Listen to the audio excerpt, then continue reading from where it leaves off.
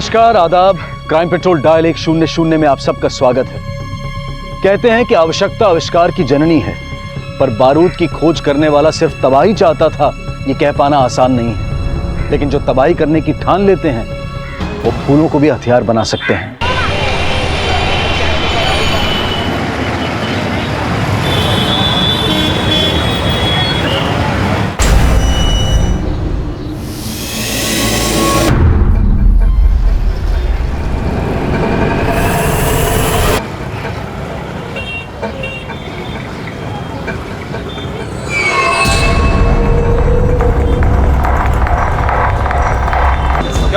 क्या पता नहीं, मेरे को सुई चुभाया, मेरा बैग लेके भाग गया।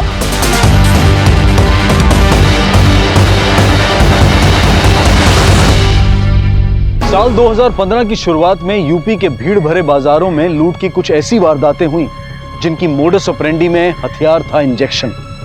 एक के बाद एक होते इन हादसों से उन खौफजदा लुटेरों का नामकरण हुआ इंजेक्शन गैंग। इस केस में विक्टिम ऐसी आपबीती से गुजर रहा था कि उसे भनक तक नहीं हुई कि कोई पीठ पीछे ऐसे मुखौटे में था जिसकी तलाश में पुलिस वालों की नींदें भी उड़ने वाली थी।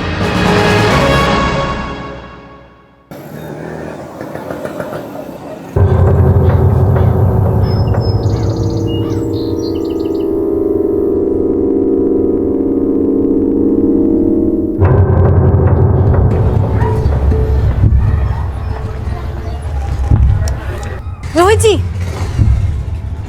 नाश्ता नहीं किया, कम से कम टिफिन तो लेते जाइए। समझ लो उपवास रख लिया आज। निर्वंश हो जा सरपंच, तू निर्वंश हो जा, निर्वंश हो जा, तू निर्वंश हो जा सरपंच, तू निर्वंश हो जा, निर्वंश हो जा। बहू कितनी बार बोले हम, रिंकू को बाहर मत लेके आया करो, अंदर लेके जाओ। सरपंच तू निर्वंश हो जा, निर्वंश हो जा सरपंच, तू निर्वंश हो जा, निर्वंश हो जा सरपंच, चलिए तू निर्वंश हो जा, निर्वंश हो जा सरपंच।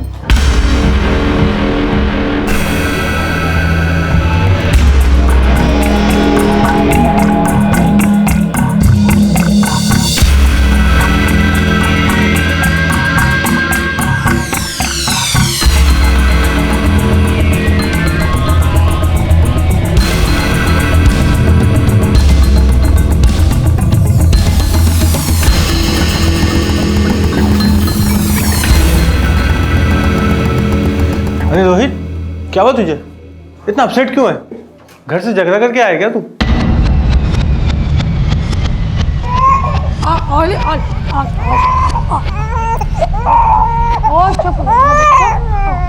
मम्मा आ गए, मम्मा आ गए, मम्मा आ गए, पापा भी आने वाले, पापा आने वाले। 26 अगस्त 2016 की शाम सविता मिश्रा अपने पति रोहित मिश्रा की इंतजार में अपने 9 महीने के बेटे रिंकू की बिलखती किलकारियों को उसके पिता के लौट आने की उम्मीद का दिलासा दे रही थी। वहीं रोहित मिश्रा दिन भर की थकान और अपने जीवन के कुछ अस्पष्ट तनावों से जूझता हुआ अपने घर लौटने ही वाला था कि कुछ ऐसा हुआ जिसकी उसने कल्पना भी नहीं की थी।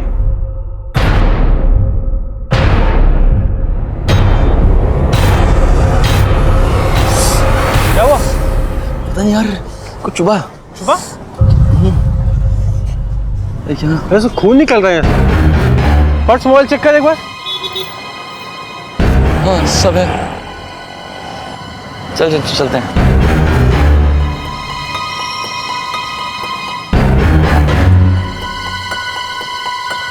रोहित, रोहित, रोहित, रोहित, रोहित, रोहित।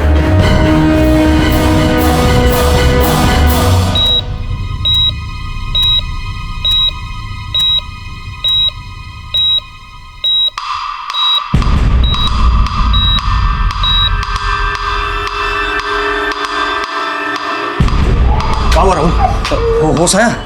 नर्स डॉक्टर मुखर्जी को बुलाओ, उनसे कहो इमरजेंसी है, और तुम जाके पुलिस को इन्फॉर्म करो। Yes sir.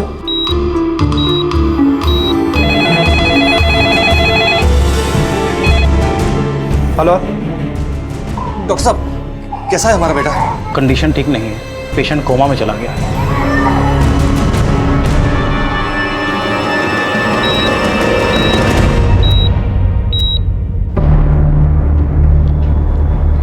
सर, पेशेंट के गले में सिरिंज के जरिए पॉइजन इंजेक्ट किया गया है। पॉइजन? पॉइजन क्या है ये भी समझ में नहीं आ रहा है, मगर पॉइजन इतना सेंसिटिव है कि बॉडी के सेंट्रल नर्व सिस्टम को पैरालाइज कर दिया है। डॉक्टर इमरजेंसी है। Excuse me.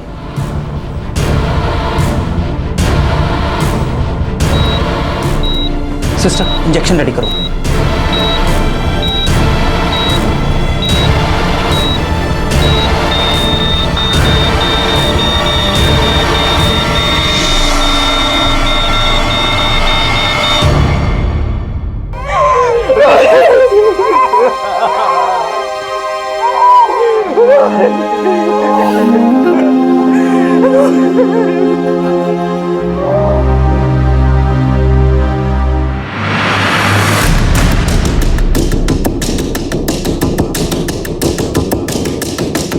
सर, यहीं पे इंजेक्शन अटैक हुआ सर। ना मैं देख पाया ना रोहित ने। रोहित का बैग या पर्स वगैरह कुछ गायब हुआ?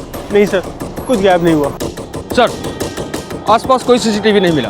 सिरिंज अटैक करने वाले को भी किसी ने विटनेस नहीं किया। मैंने अपने खबरियों को काम पे लगा दिया है कि पता करें इस इलाके में कौन सा इंजेक्शन गैंग एक्टिव है। नहीं सही, अगर ये काम इंजेक्शन गैंग का होता तो फिर रोहित के साथ लूट क्यों नहीं हुई? और वैसे भी अभी तक हमारे पास इंजेक्शन गैंग के जितने भी मामले आए हैं, किसी में भी विक्टिम पे पॉइजन अटैक नहीं हुआ। तो फिर रोहित को बिना लूटे उसको पॉइजन इंजेक्ट क्यों किया गया? इन्वेस्टिगेशन की शुरुआत में ही ये सवाल खड़े हो गए थे कि रोहित पर हुआ इंजेक्शन अटैक अगर एक नाकाम लूट का मामला था, तो लूट का इरादा रखने वाले इस इंजेक्शन गैंग ने आज से पहले किसी विक्टिम पर पॉइजन इंजेक्ट नहीं किया था। लेकिन फिर भी पुलिस अपनी इंफॉर्मेशन के जरिए इंजेक्शन गैंग से जुड़े हिस्ट्री शीटर्स और ब्लैकलिस्टेड लोगों को एक के बाद एक तलब करके रोहित पर हुए इस जानलेवा हमले की गुत्थी को साफ करना चाहती थी।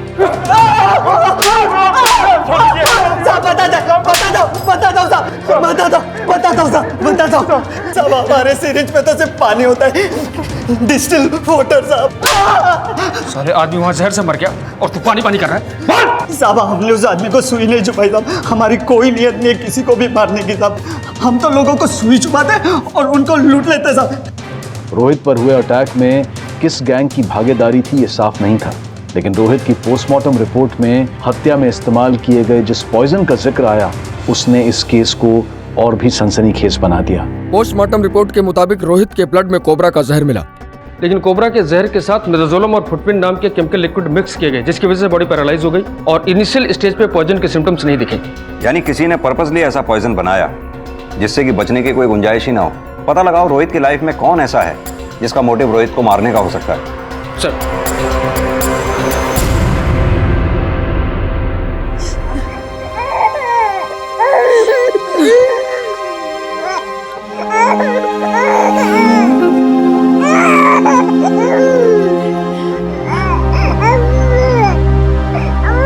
निर्वंश हो जा तू, निर्वंश हो जा तू।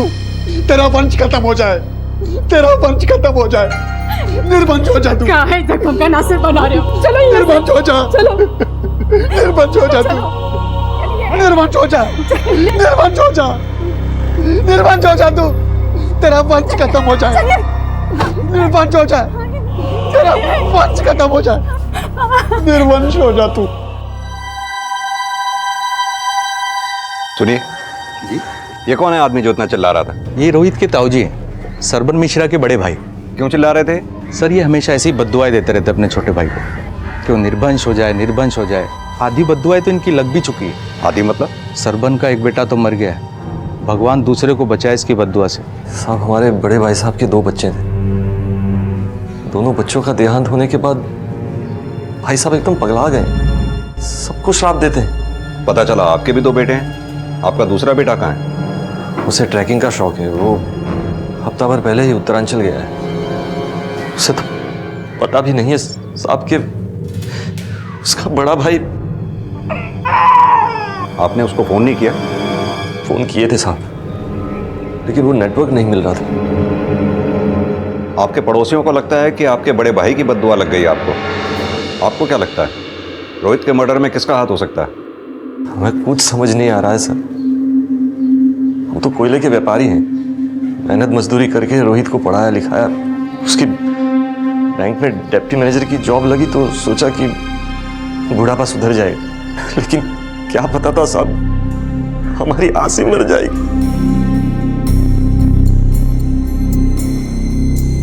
सविता जी, आपको किसी पे कोई शक?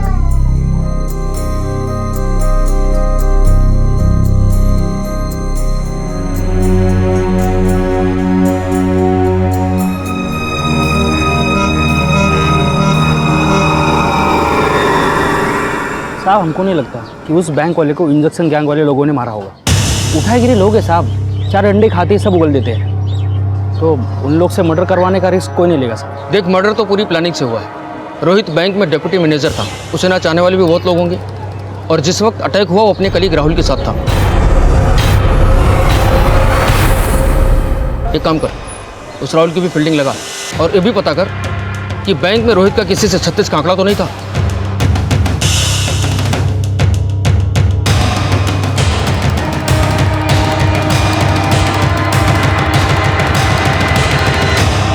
सुनिए साहब जो कुछ बोलना है हमें बोलिए, इन्हें कुछ मत बोलिए। ये किसी की कुछ बात नहीं समझते। लेकिन इन्हें गालियां दे दे के दूसरों को कोसना आता है। सबको नहीं कोसते, ये सरबन को ही कोसते बस। उसे ही क्यों? खा गया वो हमारे बच्चों को।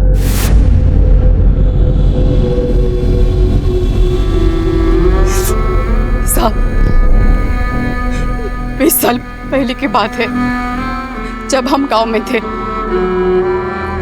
हमारे बच्चे उस सरपंच के आंखों के सामने खेल रहे थे और खेलते खेलते पैर फिसलकर तालाब में गिर गए और एक कमीना सरपंच खड़े खड़े देखता रहा। तैराक है वो, फिर भी जानबूझकर उसने नहीं बचाया ताकि हम दोनों के गुजरते ही सब कुछ उसका हो जाए। यही बात से इनका दिमाग हट गया और गांव की जमीन जायदाद सब कुछ बेचकर हम शहर चले आए। तो ये मरतूत ये भी पीछे पीछे चला आया। आपके पति कुछ काम काज भी करते हैं या सिर्फ अपने भाई को ही कोसते रहते हैं? साहब घर के पीछे 2 दुकानें हैं, उसका किराया आ जाता है, बस हमारी जिंदगी चलती रहती है। पर अब कुछ नहीं रहा, अब मौत का इंतजार है। साहब इनको चीनी का बीमारी है, वो इंश्योरेंस का इंजेक्शन लगाते हैं।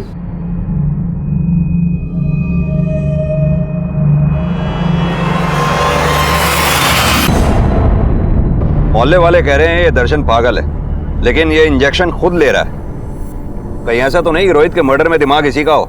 सर देहाती है, कोबरा के जहर का बंदोबस्त तो कर ही सकता है। इस दर्शन की पूरी हिस्ट्री निकालो, पता करो क्राइम सीन पे इसे किसी ने देखा था क्या।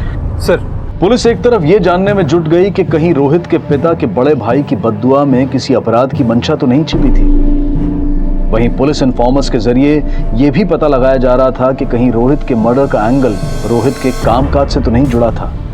लेकिन फिलहाल पलड़ा रोहित के पिता और उनके भाई की पुरानी रंजिश का ही भारी था।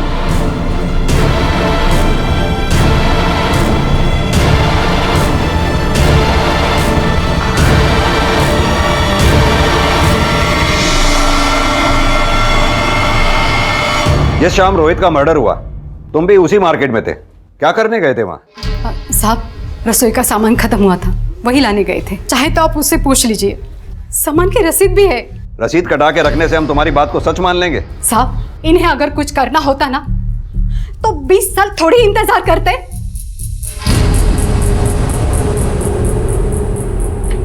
सर रसीद सही है, रसीद पर 4 बजे का टाइम है, जबकि रोहित पर अटैक शाम को 5 बजे हुआ है। दर्शन उसकी पत्नी पार्वती 5:30 बजे घर गए।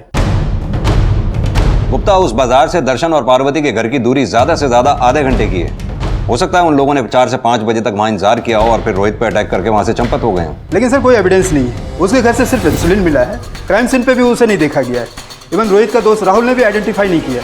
लेकिन गुप्ता, किसी ना किसी ने तो दुश्मनी निकाली ही है। दुश्मनी का तो पता नहीं साहब, हाँ लेकिन बड़े भाई साहब पागलपन में बद्दुआ तो देते हैं। सरपंच तू निर्वश हो जा, निर्वश हो जा। पागलपन में हमारे बेटे को मार दिए हो तो सब उसका कोई अंदाजा नहीं है हमें। अगर आपके बड़े भाई साहब आपके पहले बेटे रोहित को मार सकते हैं तो वो दूसरे बेटे बॉबी को भी मार सकते हैं। आपने बॉबी को फोन किया? हाँ साहब, आज सुबह दोबारा किए थे, लेकिन लगा नहीं। एक काम कीजिए, हमें बॉबी का फोटो और फोन नंबर दीजिए। अभी लाते हैं।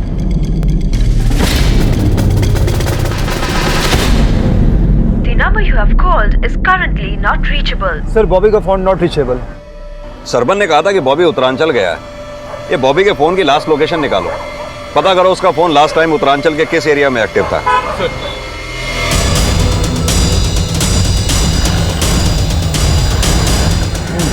साहब रोहित का कोई भी बैंक वाला ऐसा नहीं है जिसने रोहित से दुश्मनी निकाला हो, लेकिन 6 महीने पहले था। रोहित ने उसके साथ अपने साले को भी अंदर करवाया था। साला? साला कौन है? रोहित की बीवी ना सविता, उसका छोटा भाई है रघु दुबे। साहब वो बैंक वाला अभी तक जेल में सड़ रहा है, लेकिन ये 15 दिन पहले बाहर आया है। सुनने में आया कि 1 नंबर का गंजड़ी साहब, सुई से ड्रग लेता है साहब। क्या पता वही सुई चुभा दिया होगा जीजा को।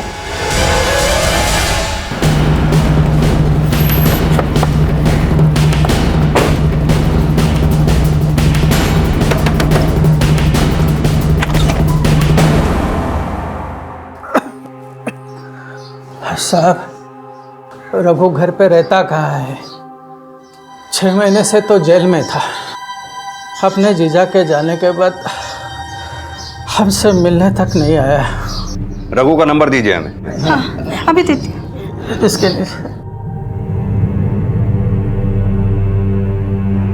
आप जिस नंबर को डायल कर रहे हैं वो इस समय स्विच्ड ऑफ है। सर फोन बंद आ रहा है।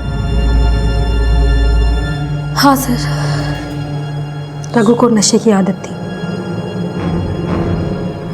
पर हमको उससे मिले अरसा हो गया सर। वो इस वक्त कहाँ होगा हमको कुछ नहीं पता है। रघु को उसके जीजा ने ही जेल करवाई थी, ये तो पता ही होगा आपको। हाँ सर, बात ये था कि रघु अपना टैक्सी डालना चाहता था और उसी चक्कर में रोहित जी से वो उनके बैंक से लोन निकलवाने के लिए कहता रहता था। रघु, मैंने तेरा सिबिल रिकॉर्ड चेक करा है, नेगेटिव है, तुम्हें लोन नहीं मिल सकता। जीजू आपके होते हुए हमको लोन ना मिले, ऐसा कभी हो सकता है? जीजू को चक्कर चला दिए ना, हमको बहुत जरूरत है। आप कर सकते हो। आप रघु, रूल्स होते हैं और मैं रूल्स नहीं तोड़ सकता। और जीजू आप तो। उसके बाद रघु ने क्या कांड किया हमको कुछ नहीं पता है। सर रघु तब के स्क्रूटनी ऑफिसर प्रकाश पांडे को रिश्वत देकर लोन क्लियर करवाना चाहता था। इस बात का पता रोहित को चल गया। कल तक पे ऑर्डर बन जाएगा, परसों तक तुम्हारे घर पहुंच जाएगा। आज रात को मेरी पेशगी दे देना, वरना लोन अटका रहेगा। लाओ पे ऑर्डर लाओ, अभी हम कैश करवा देता हूँ। क्या जीजू छोड़ो ना, रहने दो। प्रकाश बाबू करवा दिए, आप नहीं करवा पाए तो बस इतनी सी बात है। और रूल तोड़ा है ना आपने, दोनों को जेल की हवा खिलवाऊंगा। ये तुमने ठीक नहीं किया। रोहित मिश्रा बहुत बच्चा हो तुम, देख लेंगे हम तुम्हें। रोहित की हत्या में पुलिस अब तक रोहित के पिता और उसके पिता के बड़े भाई की रंजिश को उसकी हत्या की वजह मान रही थी, लेकिन इस बात की भी संभावनाएं खड़ी हुई कि कहीं रोहित की हत्या में रोहित के साले रघु दुबे का तो हाथ नहीं है। और जल्द ही ये संभावनाएं रोहित के भाई बॉबी के उत्तरांचल में होने के रहस्य को इस अपराध से जोड़ने वाली थी। बस देर थी रघु दुबे के मिलने की, और जल्द ही पुलिस ने पता लगाया कि जेल से छूटने के बाद आजकल रघु दुबे कहां था।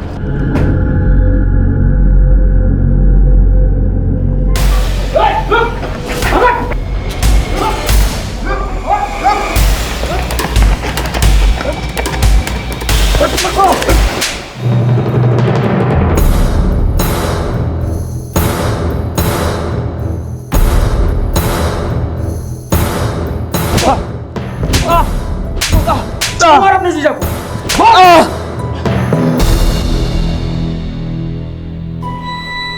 हाँ, ड्रग्स लेता हूं मैं, पर मैंने भी अपनी लाइफ सेट करने का सोचा था। बोला था टैक्सी डालना है, लोन करवा दो, लेकिन वो जीजा, हट, काहे का जीजा। 6 महीना जेल में रहना पड़ा, नशा मुक्ति करना पड़ा, और जेल से बाहर आते ही अपने जीजा को मुक्ति दे दी। अरे बाजार में उसे सुई चुभो दी, जहर कहां से लाया था? अब आप क्या मुझे वो इंजेक्शन गैंग वाला समझ रहे हैं? अपने नशे के इंजेक्शन लगाते में हाथ कांपते हैं मेरे, और आपको लगता है कि मैंने भरे बाजार में उसके जहर का इंजेक्शन लगा दिया? सिंह, चल इसका नशा उतारो अच्छी तरह से, तभी उगलेगा ये। साहब मैंने कोई मर्डर नहीं किया, ये जहर वहर मेरे समझ के बाहर है बिल्कुल। इस सब के पीछे जीजा के भाई का हाथ है। अब वो भी सुई से ड्रग्स लेता है, बॉबी ड्रग्स लेता था? जीजा को बड़ा गर्व था अपने भाई पर, फिर मैंने उसे नथड़ी बना दिया।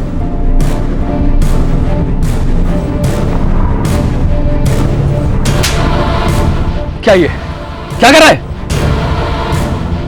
तुमने लत लगाई ना मेरे भाई को?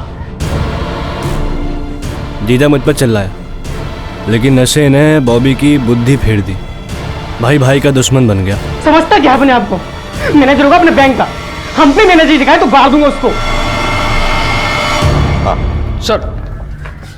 सर बॉबी का फोन रोहित की हत्या के 2 दिन पहले से बंद है। लास्ट लोकेशन भी उसके घर के एरिया की ही थी। तो बॉबी के फादर ने हमसे ये क्यों कहा कि बॉबी उत्तरांचल गया था? उसे ट्रैकिंग का शौक है, वो हफ्ता भर पहले ही उत्तरांचल गया है।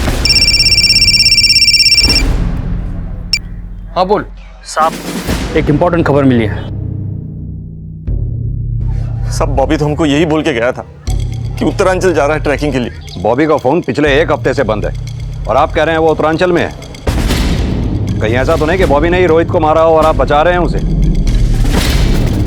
ये क्या बोल रहे हैं सर? बॉबी अपने भाई को मार ही नहीं सकता सर। क्यों सविता जी, आपको भी यही लगता है? जी, रोहित जी को कोई और मारा है। बॉबी ड्रग्स लेता था, ये बात जानते हैं आप लोग? हाँ साहब, इसका भाई रघु है ना, उसी की संगत में भटक गया था वो। लेकिन साहब हम संभाल लिया था उसको। अगर आपने बॉबी को संभाल लिया था तो फिर रोहित आपको छोड़कर क्यों जाना चाहता था?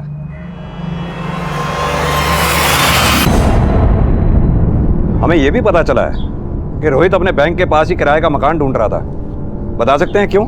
साहब वो बॉबी की हरकतों से ही परेशान था, इसीलिए अपनी बीवी के साथ अलग रहना चाहता था। लेकिन साहब हमने बात किए थे, मना लिया था, वो अपना फैसला बदल चुका था वो। अगर रोहित ने अपना फैसला बदल लिया था तो फिर किराए के मकान के लिए उसने टोकन मनी क्यों दी? सविता जी, रोहित बॉबी की वजह से ये घर छोड़कर जाना चाहता था या वजह कुछ और ही है? बॉबी की वजह से। ये बॉबी का फोटो, ये उसका मोबाइल नंबर, ये 2 चीज़ और 2 इन्फॉर्मेशन। एक, ये सुई से ड्रग्स लेता है और दूसरा बीएससी का स्टूडेंट है। इसका बाप बोल रहा है कि रोहित की हत्या से 2 दिन पहले उत्तरांचल गया था, लेकिन इसका फ़ोन इलाहाबाद में बंद हुआ। तू देख जरा, कहाँ मिलेगा? ठीक है साहब, देखता हूँ। एक बच्चा हम खो चुके हैं, बॉबी को ढूंढ लीजिए प्लीज साहब। सच में कहते हैं हमें कुछ नहीं पता। हमें तो लगता है साहब कि इस यमदूत ने कुछ किया है।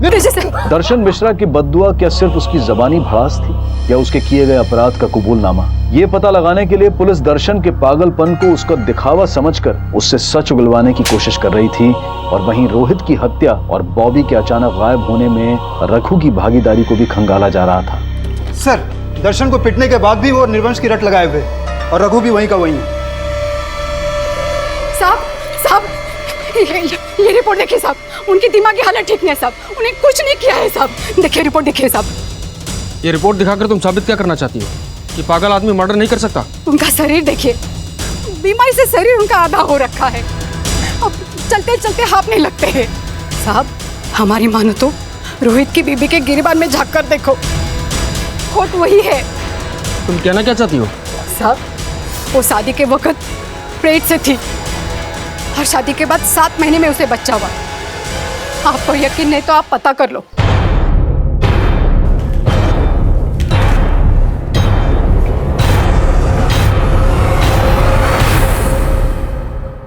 बैठिए। यह है आपके बेटे रिंकू की बर्थ सर्टिफिकेट। जन्म की तारीख 3 फरवरी 2016। रोहित से आपकी शादी हुई 26 जुलाई 2015 को। डिलीवरी प्रीमेच्योर नहीं थी। यह आपकी डिलीवरी रिपोर्ट। शादी के समय तुम 2 महीने पेट से थी, यानी कि यह बेटा रिंकू रोहित का नहीं है। क्या यह सही है? सर, रिंकू रोहित का ही बेटा है। यानी कि शादी से पहले भी आपके रोहित से संबंध थे? सर रोहित और सविता की शादी जुलाई में हुई थी, लेकिन शादी पक्की फरवरी में ही हो गई थी। तभी से दोनों मिलते रहे और घर उसी में रह गया। सर ऐसी वैसी कोई बात होती तो रोहित मुझे बता देता पहले ही। तो आप ये साफ कर रहे हैं कि रोहित के मर्डर से उसकी बीवी सविता का कोई लेना देना नहीं? सर मुझे जरा भी शक होता तो मैं आपको सब कुछ पहले ही बता देता था। रोहित के फादर का ये मानना है कि रिंकू रोहित का ही बच्चा है। लेकिन हो सकता है ये बच्चा रोहित का ना होकर के किसी और का हो, और रोहित ये बात अपने फादर को ना बता पाया हो। ये रोहित की बीवी सविता की हिस्ट्री निकालो, पता करो शादी से पहले उसका कोई अफेयर तो नहीं था। सर, रोहित के भाई बॉबी का गायब होना अब भी रहस्य बना हुआ था, लेकिन रोहित की शादीशुदा जिंदगी से जुड़ा एक नया एंगल पुलिस के सामने आया था। लेकिन क्या वो बच्चा वाकई रोहित का था? ये जानने के लिए पुलिस एक तरफ सविता के अतीत को खंगाल रही थी और वहीं बॉबी की तलाश भी जारी थी। और जल्द ही सविता से जुड़ी जानकारी के साथ पुलिस सविता के माता पिता से मिली। सविता का शादी के पहले से अफेयर था, ये एकदम सच है। हालांकि ये बात सविता ने हमें नहीं बताई, आप लोग बताइए। आप लोगों को ये राज पहले से पता था ना? देखिए, जो भी बोलिएगा सोच समझ के बोलिएगा, झूठ पकड़ा जाएगा। साहब, कॉलेज में वो किसी लड़के को प्यार करती थी।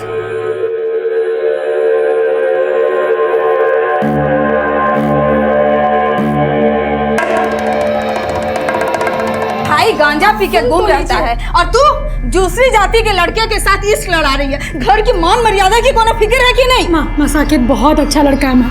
पापा वो हमसे शादी तक करना चाहते। चुप कर एकदम। बाप का कैंसर का इलाज करने का पैसा नहीं है और तू वो पापा के इलाज के लिए पैसे तक दे रही। चुप कर बेशरम, कहाँ बके जा रही है हैं? अरे दिमाग तो ठीक है तुम्हारा? आप बैठिए। अरे कैंसर वा नहीं, इन बच्चों की हरकतें हमारी जान ले ली है। पापा ऐसा मत कहिए प्लीज। साकेत तो खबरदार उसका नाम लिया हमारे सामने तो। अरे आज तुम्हें फंसाने के लिए वो पैसे दे रहा है और कल पैसों के लिए तुम्हें बेच दिया तो? पापा ऐसा बस जाओ अंदर जाओ।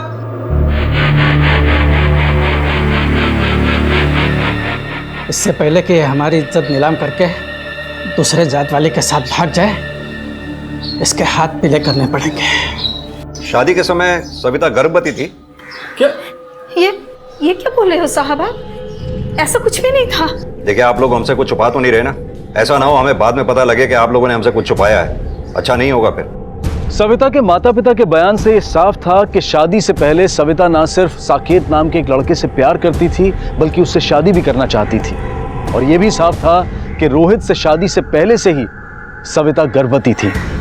सविता के माता पिता के बयान की पुष्टि करने के लिए पुलिस ने सविता के प्रेमी साकेत को पूछताछ के लिए बुलाया। ये बात सच है साहब कि हम सविता से प्यार करते थे, लेकिन सविता की फैमिली ने शादी की इजाज़त ही नहीं दी और हमारी फैमिली ने भी। उसके बाद हमारी शादी कहीं और तय हो गई। शादी के बाद सविता से मिलना हुआ? सर एक ही शहर में रहते हैं, कभी कभी आमना सामना हो जाता है, लेकिन वो अपनी गृहस्थी में बिजी है और हम अपनी। उसकी गृहस्थी तो उजड़ गई। मतलब सर? उसके पति का मर्डर हो गया, तुम्हें नहीं पता?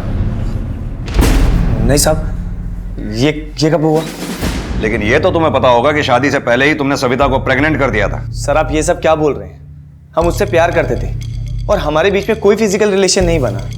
साकेत का बयान सविता का पक्ष मजबूत तो कर रहा था, लेकिन सविता एक ऐसे चक्रव्यूह में फंसी थी जहां चारों तरफ से उंगलियां उसी के चरित्र पर उठने वाली थी। और जब एक औरत ऐसी परिस्थिति में होती है तो सच और झूठ चाहे जो भी हो, लेकिन उसका घेराव हमेशा शक की नजर से ही किया जाता है। और जब शक सच्चा साबित होता है तब अक्सर झूठ को मजबूरी बताया जाता है, और मजबूरी सिर्फ कायर ही नहीं, कभी कभी अपराधी भी बना देती है। साहब इस बॉबी का कोई इन्फॉर्मेशन नहीं निकाल पा रहा हूँ, लेकिन इसके भाई रोहित की एक बात पता चली है। पता चला है कि वो किसी क्लिनिक में जाता था। क्लिनिक? कौन सा क्लिनिक? साहब वो गुप्त रोगों वाला क्लिनिक।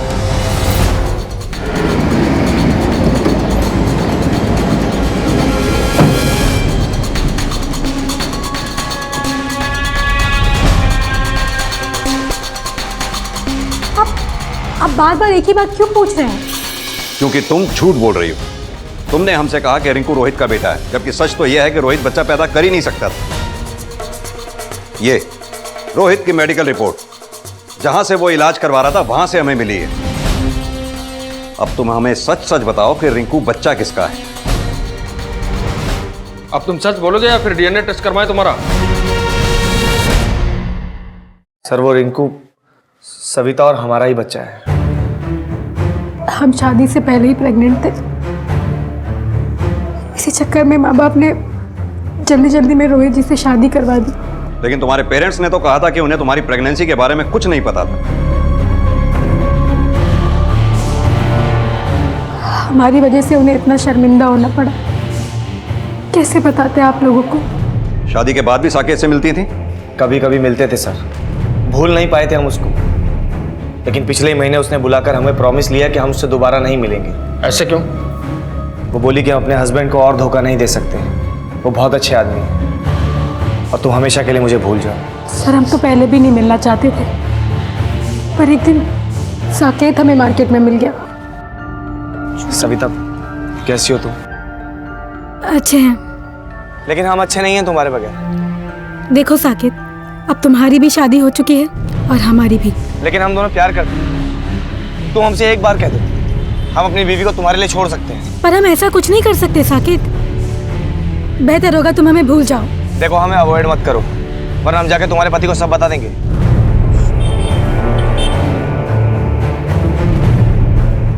देखो सविता, मुझे गलत मत समझो, मैं तुमसे प्यार करता हूँ। क्या तुम मुझसे प्यार नहीं करती? सर हमें समझ नहीं आया कि खुद को रोकें या क्या करें, और हम आए दिन साकेत से मिलने लगे। और एक दिन रोहित जी के पापा को हम पे शक हो गया।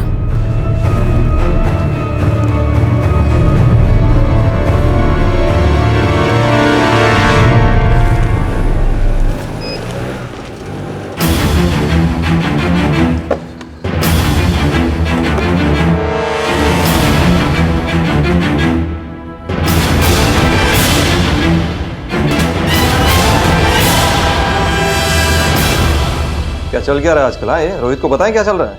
वो हमें डांट नहीं रहे थे, बल्कि हमें ब्लैकमेल करना चाहते थे। पापा जी वो हम पापा जी वो जूम करें। पापा जी रोहित इंपॉर्टेंट था, ये बात तुम्हारे ससुर सरपंच जानते थे? उन्होंने तो अपनी गंदी नीयत के चलते किसी को नहीं बताया, लेकिन रोहित जी ने कभी हमसे कोई सवाल नहीं किया। लेकिन रोहित तो उस क्लिनिक में शादी के बाद भी अपना इलाज करवा रहा था।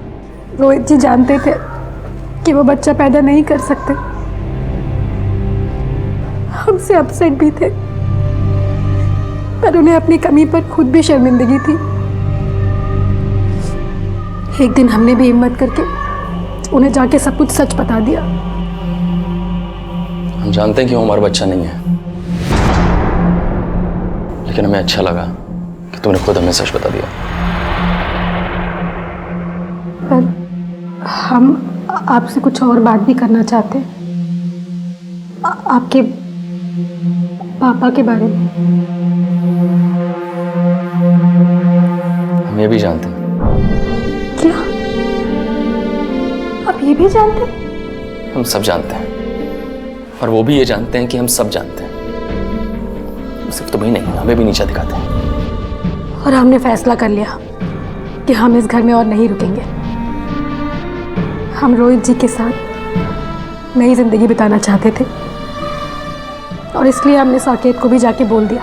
सविता मेरी बात हमने कहा ना साकेत, हम रोहित जी को अब और धोखा नहीं दे सकते। आज के बाद हमसे मिलने की या हमें ब्लैकमेल करने की कोशिश मत करना। सविता सर, हमने उसकी फीलिंग्स की कदर की, अब फिर दोबारा हम उससे कभी नहीं। सर साकेत को तो हमने अलविदा कह दिया, पर जब रोहित जी के पापा को पता चला कि रोहित जी हमारे साथ कहीं और रहने की सोच रहे हैं। ये क्या मजाक है रोहित? मकान बदलने की क्या जरूरत है? फैसला हो चुका बाबूजी, अब इस पर कोई बहस नहीं होगी। रोहित जी नाश्ता नहीं किया, कम से कम टिफिन तो लेते जाइए। समझ लो उपवास रख लिया हम आज। पर इससे पहले कि हमारी जिंदगी सुधरती, रोहित जी चले गए।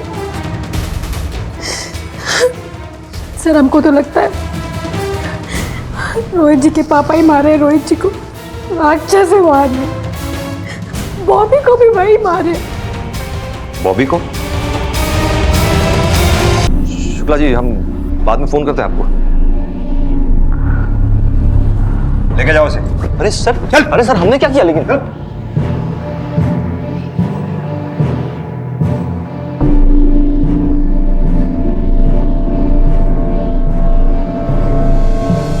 सर वो लड़की बकवास कर रही है, हमने उसकी कोई तस्वीर नहीं खींची और ना ही कोई गंदा रिश्ता बनाया। गंदा रिश्ता ही नहीं बनाया, बल्कि अपने दोनों बेटों बॉबी और रोहित का मर्डर भी किया तुमने। फंस ना जाओ इसलिए फोटो डिलीट कर दी। हमने ऐसा कुछ नहीं किया है सर। सर हमें तो लगता है कि ये सब सविता की चाल है।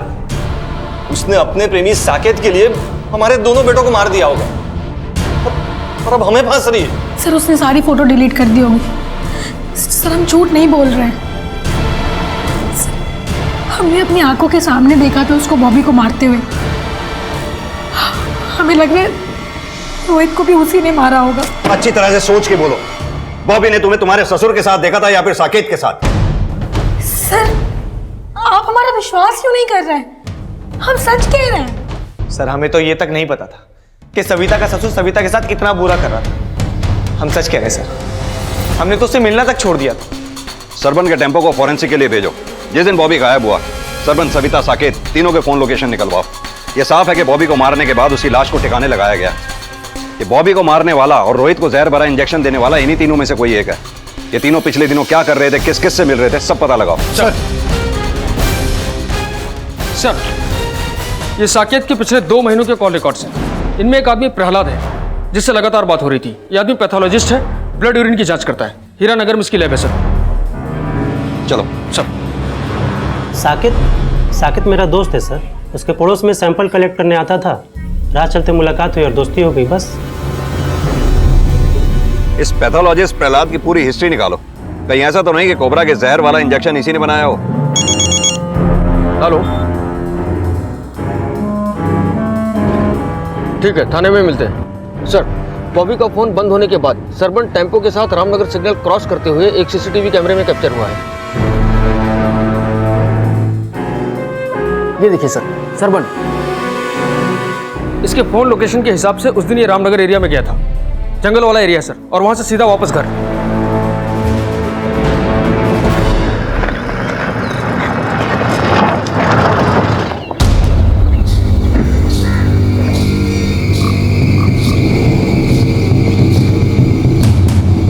सर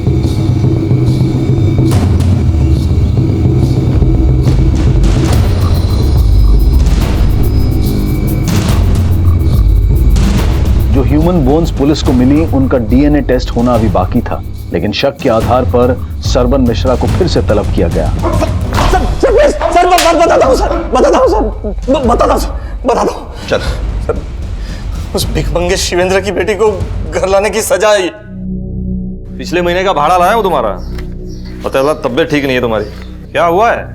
क्या बताएं सरपंच, डॉक्टर ने कैंसर बताया। अरे तो इलाज कराओ इसका। कैसे करवाएंगे इलाज? पैसा कहाँ है? और इसकी शादी भी करवानी है। पता नहीं सब कैसे होगा। अपनी बेटी दोगे? मतलब?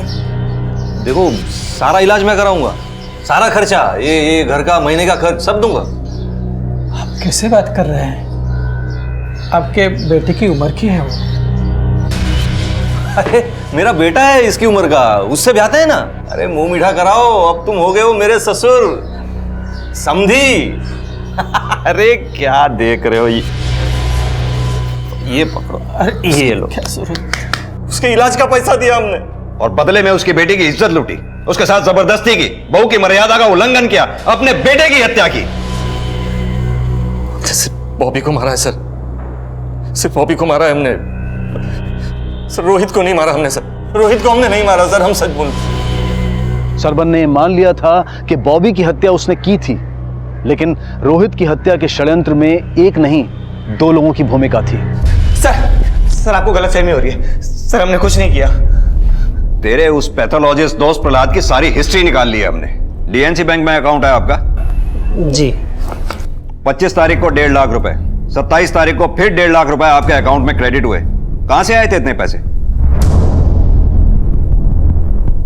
और प्रहलाद ने मान लिया है कि तूने ही रोहित को मारने के लिए उसे पैसे दिए थे।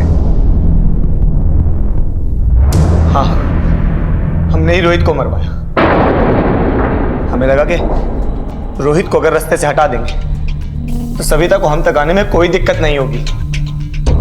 हमारी शादी वहां हुई जहां प्यार नहीं था, और जहां प्यार था वो हमें मिली नहीं। सविता को मिलने के लिए हमने ब्लैकमेल किया, जबरदस्ती की।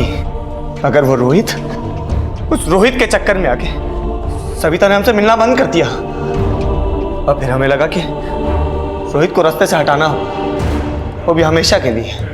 अखबार में खबर छपी थी सिरिंज अटैक, और हमने इंटरनेट पर भी पढ़ा था कि सेकेंड वर्ल्ड वॉर में एक ऐसा जहर इस्तेमाल हुआ था जो सिरिंज से दिया जाता है, और जहर भी ऐसा कि कोई ये ना पता लगा सके कि आदमी की मौत कैसे हुई है। एक पैथोलॉजिस्ट प्रहलाद हमारे पड़ोस में आया जाया करता था, हमने उससे दोस्ती कर ली। हमारे बहुत मनाने के बाद हमारी उससे 3 लाख रुपए में डील तय हुई। कभी कभी रिश्ते चाहत से नहीं मजबूरी से बनते हैं, लेकिन निभते तभी हैं जब एक दूसरे की कमजोरी को सच्चे जज्बातों की ताकत दी जाती है। रोहित और सविता ने एक दूसरे की कमी को इसी भावना से स्वीकार तो कर लिया था, लेकिन बुरी नीयत रखने वालों ने उन्हें ये नियति दी और वो चाहकर भी एक दूसरे के पूरक नहीं बन पाए। कहते हैं कि औरत बड़े से बड़ा दर्द बर्दाश्त कर सकती है, लेकिन गलत सह के सहनशील बनना और उसे मजबूरी मानकर खामोश हो जाना ये सही नहीं है। इसी विचार के साथ अब मैं अनूप सोनी आपसे विदा लेता हूं। फिर मुलाकात होगी अगले एपिसोड में एक और चौंका देने वाले केस के साथ। तब तक अपना और अपने परिवार का ख्याल रखें और देखते रहें क्राइम पेट्रोल डायल 100। सबक एक को सीख हम सबको। जय हिंद। ऐसे और भी मज़ेदार वीडियो के लिए हमारे चैनल को लाइक, शेयर और सब्सक्राइब करें।